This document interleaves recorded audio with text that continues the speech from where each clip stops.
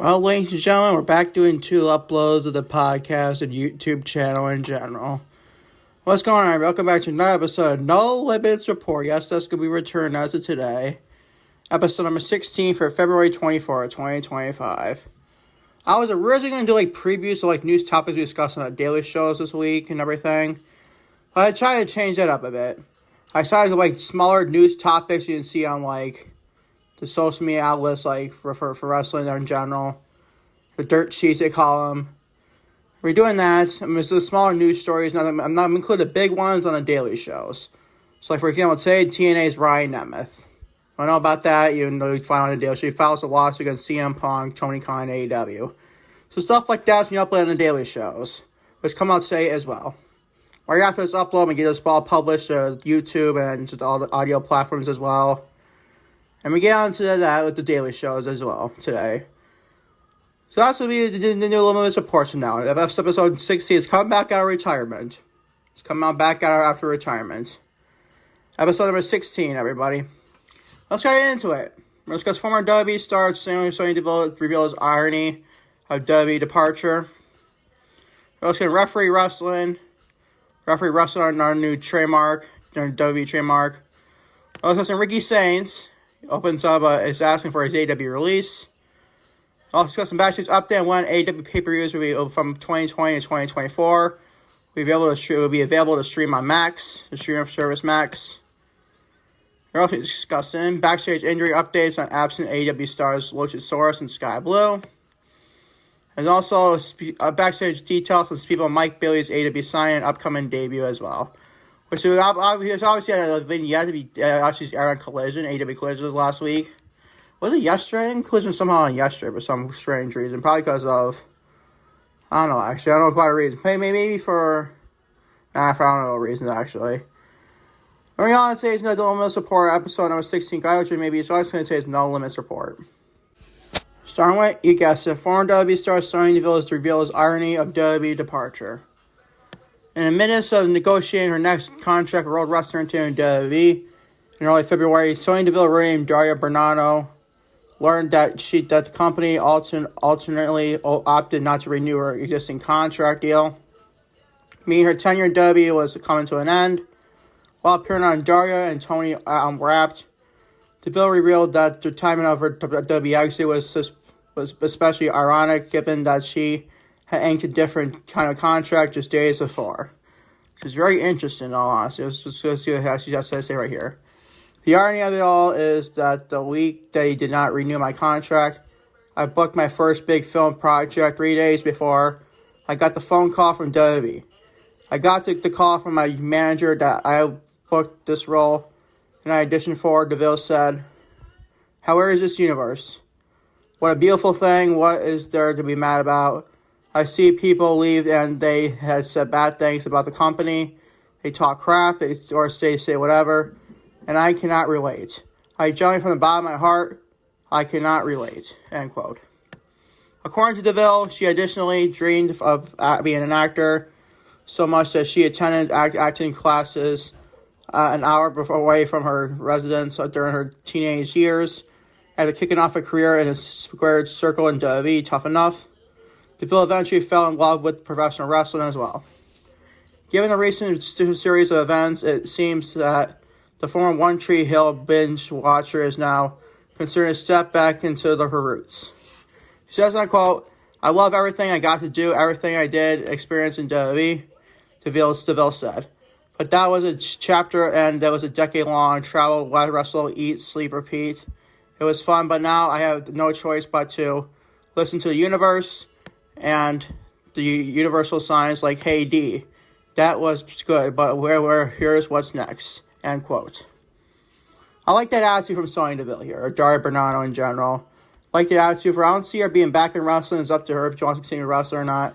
I'm probably sure doing an acting. I think Sonya Deville would actually be a pretty good actress, to say the least. So keep it up there for sure going in the future in 2025 and beyond for Sonya Deville. There's also Daria Bernardo. Moving on to referee wrestling under new WWE trademark. Recently, WWE filed a trademark for the name Calyx, while not speculation on why I ran. While this trademark might be referenced to NXT star Sol Ruka, whose real name is Kalotix, so it's basically the same thing. I just said about a K instead of a C, replace it. It is not. Rather, it is the referee Jessica Carr. Thank God, dude. I would not like to see Sol Ruka get a name change. I actually like the name Sol Ruka. I think it's actually a pretty badass name for someone like the Sol Ruka in general, who does badass moves in the professional wrestling ranks. She is freaking great, Sol Ruka. As for Jessica Carr in general, a corner fight will select a wrestler turned full-time referee participating in WWE Evolve.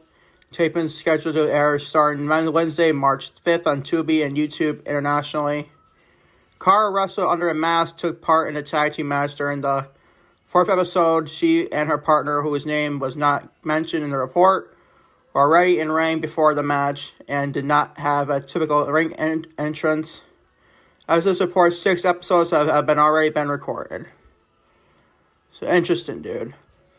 Interested in Jessica Carr's name change. That's very interesting, in all honesty. Should be very interesting to see what Jessica Carr does with this Kalotix name in general. We can keep you updated on this for sure. Moving on, Ricky Sainz. Newly named Ricky Sainz, the former Ricky Starks. Ricky Sainz opens up about his asking for his AEW release. Former AEW star Ricky Starks is now named Ricky Sainz after debuting on NXT last week after signing the contract on TV earlier this past Tuesday. Though he was once viewed as one of the most biggest Nick stars in from his former promotion, things went south between Saints and AEW at some point, because AEW doesn't know what to do with Ricky Starks. I'm sorry, dude. He didn't know nothing to do with that man, and that's freaking sad. At some point, leading to him being taken off of TV and being sent back home, in all honesty, basically, without saying it. Sainz eventually asked for his release from AEW, which he was granted alongside several other wrestlers early in the month. Speaking on Busted Open After Dark earlier this week, Sainz offered an explanation as to why he felt the need was to ask to get out of his contract early. It's like trying to find love in the same place that you lost it, Sainz said. At a certain point, it's not possible. At a certain point, you have to be honest with yourself. And that's where I was at. End quote. The wrestler will also state that he wasn't anxious or scared to ask for his release, despite the uncertainty that comes along with such move. That's because, according to Sainz, he carefully thought out each possible outcome before taking any action, and was at peace with whatever might happen. He says, I quote, I have gotten there 14 years on my own. Sainz continued, didn't have a handout, nor a name to put a good word on it for me. Everything was done by me, by myself, and that's how it's gonna be until I'm dead. And just in a way of putting it there, Ricky, you gotta be honest. So no, it wasn't scary, end quote. I don't see why you need to be scary. You gotta be tough with stuff like this. You gotta be obviously you gotta be respectful, honestly. But you also gotta be real at the same time. That's how I feel about Ricky Starks in the situation in AEW and Ricky Sainz in general. It's really interesting to see what he does in NXT. Obviously, Tony Khan dropped the ball on Ricky Starks. That's Ricky Sainz. He dropped the ball big time in this dude. It's a freaking shame. But Tony Khan knows how to botch wrestlers like this. And Ricky Sainz, / Ricky Starks, in general. Now, did I like the decision being named Ricky Sainz? Absolutely not. I stand by. Go check out my podcast yesterday. No Limits Lucas, episode 37. Go check that out. Where you get podcasts on YouTube and also Spreaker and audio platforms. But, dude. Ricky Sainz right now is probably built up better in the future than Ricky Starks was in AEW. That's what I feel about this situation for sure. Keep it out there. And Ricky Sainz, what he does in NXT going forward. Moving on. Backstage Update 1 AEW pay-per-views from 2020 and 2024 will be available to stream on Max. As part of AEW Wrestling's media rights to Warner Bros. Discovery, the company has started simulcasting their weekly television shows on Max with AEW Collision, but also AEW Dynamite as well. But that's not all. The entire 2019 live type library was uploaded to the service on January 1st, allowing fans to go back to witness the beginning of AEW in order. This batch included 2019 pay-per-views, and fans have been wondering if and when the next batch will be coming. And it doesn't look like the people will have to wait too long. According to PW Insider, starting March 1st, interesting date there. Let's stay Elimination Chamber Day, to be honest. I'm not making this about W versus AEW. I think let's take it on this date in general. It's quite a coincidence, you ask me. Starting March 1st, AEW's entire pay-per-view will be uploaded Max, with every event between 2020 and 2024 being available to stream on demand. It's currently unclear if the events will have a gradual rollout across multiple days, or if they will be uploaded at the same time. But if every show is uploaded on March 1st, AEW fans will have access to all 30 of its paid company's pay-per-view specials. The rest of AEW's tape library that covers every episode of Dynamite from 2020 onwards, as well as every episode of Collision and Rampage, also was canceled, by the way, are also expected to be uploaded in batches at a later date, but that date has yet to be announced. End quote. I love this. I love this actually seeing your tape library and Max and everything, because that's where AEW same agreement is probably being out from now on. At least for the foreseeable future. I don't know how long the deal is, but it doesn't matter in the situation. So good for this. I'm very grateful for that, honestly. Not that I have Max in general. I'm just saying for the past. With people that have the Max, please stream service. If you're in AEW, get your tape library going back in 2020 and 2024 and beyond. For its pay-per-views and also special events in general going forward. Keep it updated on this for sure. Moving on, backstage injury updates and absent AEW stars Luchasaurus and Skye Blue. Legitimate injuries and medical issues are not unknown in the professional wrestling world. The absence of two AEW trademark stars has now certainly been felt within respective divisions. Skye Blue and Killswitch, former Luchasaurus, have been out of action since July and September 2024, respectively.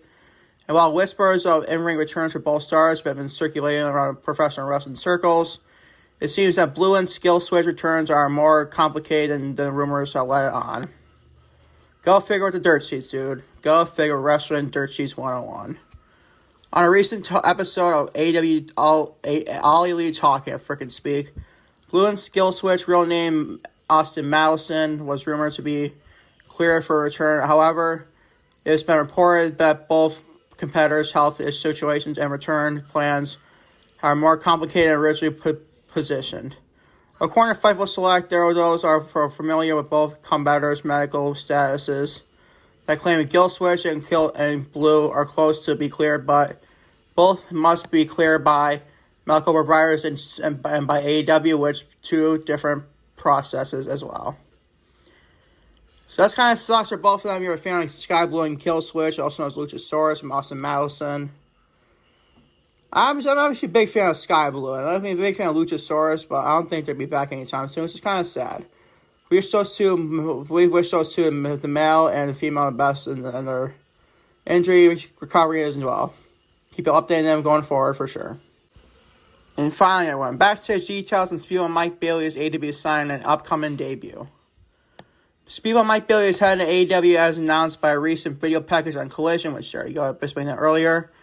The former X Division champion made a name for himself not only in TNA, but also in the independent scene, and throughout appearances in New Japan Pro Wrestling, and even taking part in the 2023 Best of the Super Juniors tournament, where he made it to the semifinals before being eliminated. According to Fightful Select, Bailey had wrapped up with TNA in October of last year, 2024, which had the interest from both W and AEW. Negotiated through an agent, but his contract didn't expire until the end of the year. Bailey reportedly had to deal with visa issues before making his AEW debut, which is why it's happened so long after his contract expired. His visa is reportedly being an approval process, but has not gone through as a publication. Saturday's video package did not make it clear on when the three-time X Division champion will be debuting, likely due to the aforementioned visa process, Murley billing him as coming soon, end quote. Which it probably is this issue as well, this visa stuff and everything. That's a pain in the ass, dude. The visa I've heard in professional wrestling, that is freaking insanely ridiculous, if you ask me. I heard a freaking hiccup right there, dude. Let's finish off the podcast. By the way, that's all I got to wrap up of this segment here, but man. Just so it's like, Lucas, it's not going past 20 minutes, dude. Come on, you gotta at least say more things. So no, it's like, first of all, idiots, it's be uploaded to YouTube. Yeah, it's uploaded to YouTube first. Then it'll be uploaded like all the audio platforms sooner rather than later. Maybe the rest of them might upload after this. After I upload all to YouTube and everything. It's only streaming. It's also going on Spreaker and all audio platforms as well.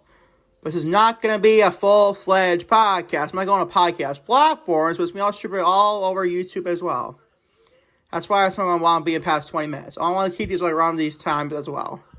As I got to do a daily show right after this, and I'm not going to be in any mood to do 20 minutes or at least a minimum of video / podcast and doing more in general after that. So there you go. There you go. Thank y'all for watching No Limit Support episode number 16 for February 24, 2025. I'll catch y'all later for the No Limit Daily Show for February 24, 2025. Until then, take care, everyone.